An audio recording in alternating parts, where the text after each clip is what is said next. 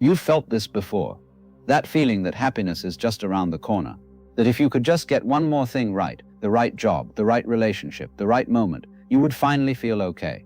Finally feel good. Finally feel like you made it. And then you get the thing. And it feels good for a while. But then the feeling fades. And you're back to searching again. If that sounds familiar, you are not alone. Millions of people live exactly like this. Chasing, reaching, hoping, and never quite arriving. Here's something simple. Something most people don't want to hear at first. But once they do, it changes everything. Happiness is not a place you arrive at. It is not something you find by looking for it. In fact, the harder you look for it, the further away it feels. Think about this. Have you ever tried really hard to fall asleep? The harder you try, the more awake you feel. Happiness works in a very similar way. The moment you make it your main goal, the only goal, it starts to slip away. This doesn't mean you can't feel happy. Of course you can. Most people do feel happy at different points in their lives. But those moments don't come from searching. They come from doing things that matter, from being present, from connecting with people you love, from doing work that feels real, from resting when your body asks you to. Happiness shows up quietly, on the side, while you're doing something else. And that is the idea we're going to explore today, not as a philosophy lesson, not as a complicated theory, just as a simple truth that most of us were never taught, and that becomes more and more important as we get older. Because after 45, after 50, after 60, you start to feel the weight of all that searching. You start to wonder if you've been looking in the right direction. And this video is here to say, maybe you haven't. And that's okay, because now you can look differently. If this already speaks to you, subscribe, leave a like, and share this with someone who needs it. Now, let's continue. And the real reason this keeps happening is not what most people think. Let's start with something honest. From the time we were young, we were taught a very specific idea. Work hard, reach your goals, and you will be happy. Get good grades, you'll be happy. Get the good job, you'll be happy. Find the right person, you'll be happy. Retire with enough money, you'll be happy. It sounds reasonable. It sounds like a plan. But here's what nobody told us. None of those things actually deliver happiness the way we were promised. They deliver relief. They deliver excitement. Sometimes they deliver pride or satisfaction. But the feeling doesn't stay. And after a while, we need the next thing. And the next one after that. This is not a character flaw. This is not you failing at life. This is how it works for almost everyone who was raised with this kind of thinking. The brain gets used to things very quickly. You get the raise, it feels great for a few weeks. You move into the bigger house, it feels wonderful for a month. Then it becomes normal. Then it becomes just life. And the searching starts again. Researchers have studied this for decades. They call it something, but we don't need the label. What matters is the experience. You've probably lived it yourself. You reach the goal, you feel the high, and then the high fades. And instead of stopping to question the whole system, most people just set a new goal. That is the trap, not the goal itself. The belief that the next goal will finally be the one that delivers lasting happiness. It won't. Not because goals are bad. Goals are fine. Useful even. But a goal is a tool. It moves you forward. It is not a source of lasting feeling. And this is where the shift begins. When you stop expecting your next achievement to make you finally feel okay, and instead start paying attention to what's already here, something slowly starts to change. Have you felt this? That emptiness after reaching something you worked really hard for? That quiet confusion of, is this it? That feeling is not failure. That feeling is information. But there's something deeper we need to look at first. Here's a simple question.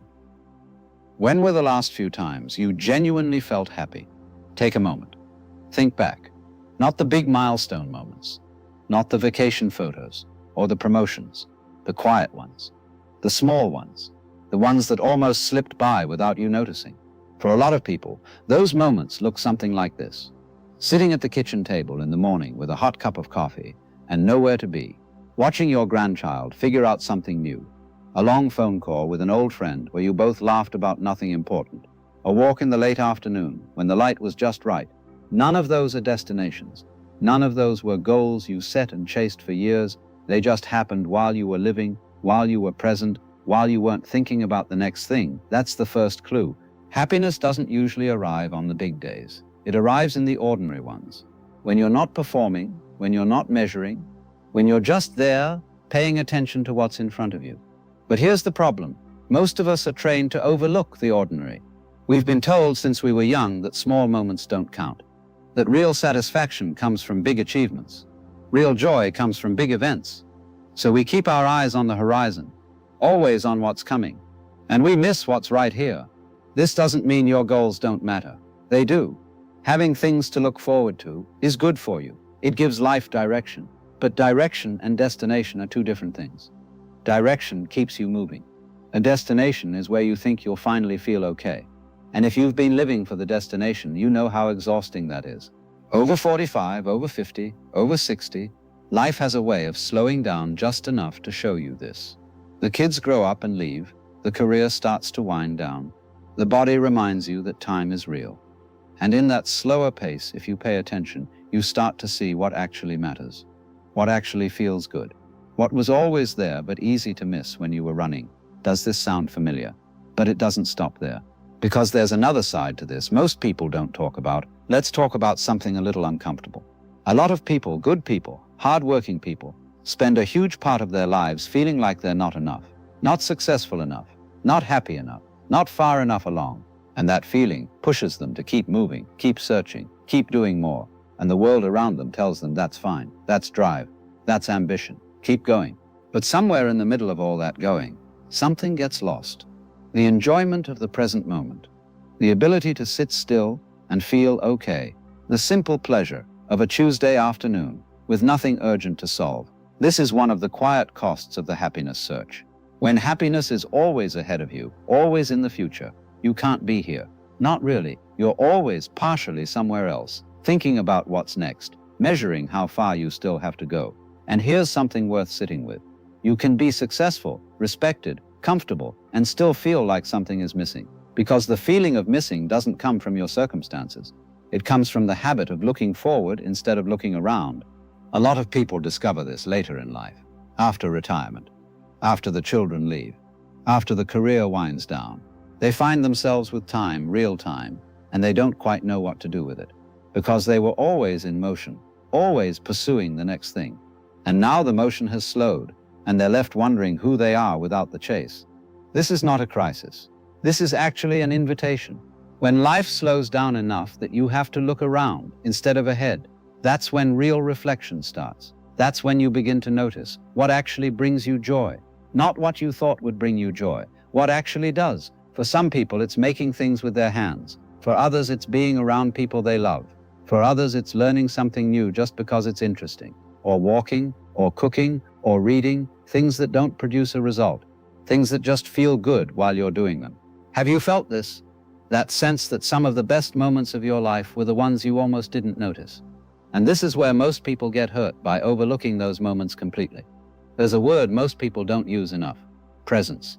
Not in a spiritual way, not as a concept, just as a practical thing. Being here, actually here. Not in your head, not in yesterday, not in next week, right now in the room you're in, with the people around you, doing what you're doing. It sounds easy, it isn't. Most adults, especially after years of responsibility, work, family, finances, health, have a very busy mind, a mind that is always somewhere else, planning, worrying, reviewing, preparing. Even on a Sunday afternoon with nothing pressing, the mind keeps moving. And when the mind is always moving, you can't feel what's right in front of you. Here's a simple example. You're having dinner with your family. The food is good. The people are people you love. But your mind is on a conversation you had earlier that didn't go well, or a bill you need to pay, or something you said last week that you wish you hadn't. You are at the table, but you are not really there. And that dinner, that moment, that connection, it passes, and you don't get it back. This happens constantly, all day, every day. Small moments of actual life slip by while the mind is occupied with something else. And when people look back at their lives and feel like something was missing, often it's not that their life lacked good things. It's that they were rarely fully present for them. Presence doesn't require effort in the way we think of effort. It doesn't mean you have to sit quietly and meditate. It just means slowing down enough, right now, to notice where you are, what you see, what you hear, who's nearby, what's working. Over time, that small habit of noticing builds something, not happiness as a goal, but a kind of quiet satisfaction that runs underneath daily life, a feeling of being connected to your own experience. And that feeling, that quiet, steady okayness, is much closer to lasting happiness than any goal you've ever reached. Does this feel right to you? Have you noticed how present you actually are during your day? But here's the part most people overlook, and it has to do with the people around you. We need to talk about people. Because one of the clearest things research shows, and one of the clearest things older adults tend to say when they look back, is that relationships are one of the most reliable sources of genuine good feeling in life. Not fame, not money, not achievements. People. The people you feel comfortable with. The people you can be honest with. The people who make you laugh or who sit quietly with you when things are hard. The people who've known you a long time and still like you anyway. Those connections are deeply tied to how good you feel about your life. But here's the thing. Relationships don't survive on their own. They need attention. Real attention. Not a text every few weeks. Not a birthday comment online.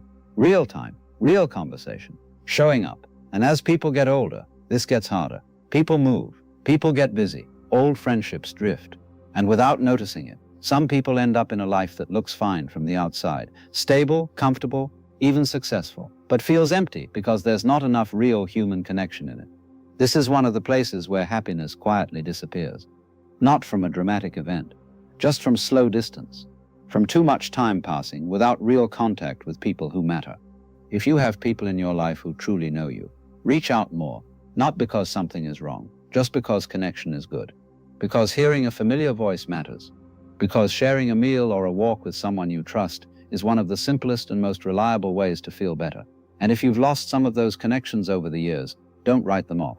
A lot of older adults are surprised by how willing old friends are to reconnect. People get busy, but they also get lonely. And a sincere message, a real phone call, a visit, these things still matter, often more than we think. Happiness is rarely something you feel alone, sitting with your accomplishments. It's usually something you feel alongside other people, in the middle of ordinary shared moments. Have you thought about who you need to spend more time with? But it gets clearer once you see the next part, because this isn't just about others, it's also about what you do with your time. Let's talk about how you spend your days. Not the big picture of your life, just the actual hours of your actual days. What fills them, what you look forward to, what you do that feels real, and what you do just to pass time. Because here's something simple and true. The way you feel about your life is largely built from how you feel about your ordinary days. Not your best days, not your worst ones, the regular ones. Monday, Wednesday, Saturday morning. And a lot of people, if they're honest, fill a lot of those ordinary hours with things that don't really satisfy. Hours of television that they didn't particularly enjoy. Scrolling through phones without really engaging. Waiting for the weekend, waiting for something to happen. There's nothing wrong with resting. Rest is important. But passive waiting is different from real rest. Real rest feels good. Passive waiting just makes time disappear and often leaves people feeling vaguely empty. What fills time and what actually gives you energy are often very different things. Think about the activities in your life that you come away from feeling good. Not just distracted, not just tired, actually satisfied. For some people, it's a specific kind of creative work. Building something, writing something, cooking something. For others, it's physical, gardening, walking, swimming. For others, it's helping someone, teaching, volunteering, being useful to someone who needs it. Whatever that is for you, the thing that leaves you feeling like your time was well spent, that thing matters a lot. And as life gets quieter in the second half, especially after retirement, after the children leave home, it becomes even more important to deliberately fill your hours with things that give back, things that aren't just distractions, but actual sources of meaning and satisfaction. This is not about being productive all the time. It's about the difference between killing time and actually living it. Because when you fill your days with things that feel real and connected and meaningful, happiness tends to show up on its own, not as a big dramatic feeling, just as a quiet sense that your time is worth something. Have you thought about what actually gives you that feeling? But here's something deeper, because doing meaningful things also changes how you see yourself. There's a quiet connection between what you do and how you feel about yourself. Not in a complicated way, very simply. When you spend your time doing things that matter to you, things that feel real, things that connect you to other people or to a part of yourself you like, you tend to feel better about who you are, day to day, without trying. And when you feel okay about who you are, not perfect, not accomplished, just okay, it's much easier to feel okay about your life. This sounds simple. It is, but it's easy to miss. A lot of people spend years, decades, looking for happiness in things that have nothing to do with self-respect, external things, things that other people can see, the title, the house, the image, and those things can feel satisfying for a while, but they don't touch that deeper, quieter feeling of being someone you can respect when you're alone with your thoughts. That feeling comes from something else. It comes from how you treat people, how honest you are, whether you follow through on what you say you'll do, whether you show up for the people who need you, whether you're doing something with your days that you can feel okay about. None of that is fancy. None of that requires achievement. It's just character, and character is something you build daily in small decisions, not big ones. Here's something a lot of people over 50 begin to realize. The things they're most proud of in their lives are rarely the biggest accomplishments. They're the small, consistent things. Being a reliable friend, raising good kids, taking care of someone when they were struggling, showing up when it would have been easier not to. Those things create a solid feeling underneath daily life, a kind of quiet confidence that doesn't depend on what happened today or what's coming tomorrow. And when that's there, happiness doesn't need to be chased. It's already woven into the way you live. Does this ring true for you?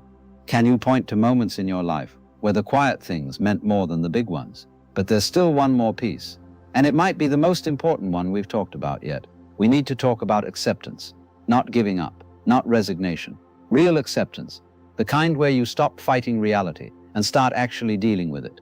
Because one of the things that causes the most quiet suffering in people's lives, especially as they get older, is the gap between how things are and how they think things should be. I should be further along by now. I should have done things differently. This shouldn't be happening to me. My family should be closer. My health should be better. My life should look different. Those thoughts are very common, very human, and very exhausting, because reality doesn't change to match what we think should be true. It just stays what it is. And every minute spent fighting against what's already true is a minute that could have been spent actually living. This doesn't mean you can't want things to be better. Of course you can. You can still work toward change, still hope for improvement, still try, but there's a big difference between trying to improve your situation and being at war with the current one. Acceptance means you start where you actually are, not where you wish you were, not where you think you deserve to be, where you actually are. And from there, from that honest, clear-eyed starting point, you figure out what's next. People who have made peace with their lives, not perfect lives, not easy lives, but real lives, tend to have this not because everything went well for them, often it didn't, but because they stopped spending energy fighting what they couldn't change and started directing that energy toward what they actually could. They accepted that time had passed, that some things wouldn't come back, that some relationships had ended, that some dreams had changed shape, and instead of carrying all that like a weight, they let it be what it was, part of their story, not a debt they owed. When you can do that, even partly, there's a relief that comes, a lightness. And in that lighter place, the good things that are already in your life become easier to feel. Have you noticed how much energy it takes to be at war with your own life? And it gets clearer once you see how all of this ties together in the end. We've covered a lot today. Let's bring it all together simply. Happiness is not a destination. It is not a reward waiting at the end of enough hard work, enough achievement, enough searching. It doesn't work that way, and most of us have lived long enough to know it. The people who seem most genuinely okay, not loud about it, not performing it, just quietly, steadily okay, are not the ones who found happiness by looking for it. They're the ones who stopped looking so hard and started paying attention to what was already in front of them. They built real connections with real people. They found things to do with their days that felt honest and worthwhile. They showed up for others. They let go gradually, imperfectly, of the idea that life owed them a certain shape, and they became present for the actual life they had. That's it. That's the whole thing. It's not complicated. But it does require a shift, not a dramatic one, just a quiet decision to stop measuring your life against some future version of it and start actually living the one you're in. This is not about lowering your expectations. It's about placing them in the right place, in the quality of your daily experience, in the people around you, in how you spend your hours, in how honest and real you can be with others and with yourself. If you're over 45, over 50, over 60, you have something that younger people don't have yet. You have enough life behind you to know what has actually mattered and what hasn't. That's not a small thing, that's valuable, and you can use it right now to make different choices about where you put your attention. Happiness isn't ahead of you, it's beside you. In the quiet moments, the small connections, The ordinary days that you're still lucky enough to have. You don't have to search for it anymore. You just have to start noticing it. That is the simplest truth this video has to offer. And it's one most of us needed to hear. If this message helped you, subscribe so you don't miss the next reflection, leave a like, and share this with someone who needs to hear this today.